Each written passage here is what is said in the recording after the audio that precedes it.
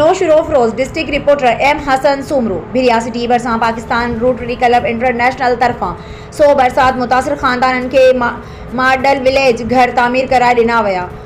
रहवासिन में खुशी की लहर। उन सिलसिले में गोड़ गुलाम रसूल लाखो के रहवासिन गोठण नबी बख्श लाखो, मुमताज़ अली सोलंकी, मोहम्मद इसाक सोलंकी बियन मीडिया के बुधायो त साल 2022 की बरसात में असांजा घर बुड़ी विया।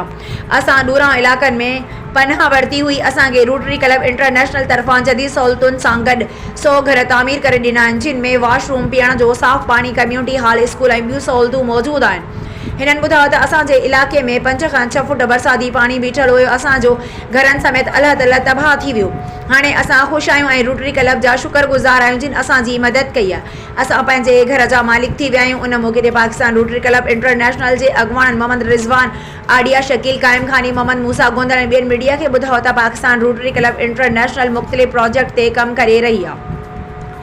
असांजा सिंध ऐं बलोचिस्तान में केतिरा ई प्रोजेक्ट हलन पिया। असांजो मक़सदु बिना के ज़ात पात, मज़हबी मुतबैद ऐं बिना फ़र्क़ जे इंसानियत जी ख़िदमत करणु आहे। तालके भिरिया सिटी जे बरसात मुतासिर 100 ख़ानदाननि खे घरनि जो मालिक बणायो आहे। मॉडल ॻोठ में ज़िंदगी जूं सभु सहूलतूं, कम्यूनिटी हॉल, बाथरूम, पीअण जो साफ़ पानी, स्कूल ऐं ॿियूं सहूलतूं ॾिनियूं आहिनि। असांजो मक़सदु आहे त ॻोठण मोहताज न बल्कि पंहिंजे घरनि जा मालिक थियनि। जॾहिं त उन मौक़े ते इलाइक़े वासियुनि पाकिस्तान रोटरी क्लब इंटरनेशनल अॻुवाणनि जा थोरा मञिया।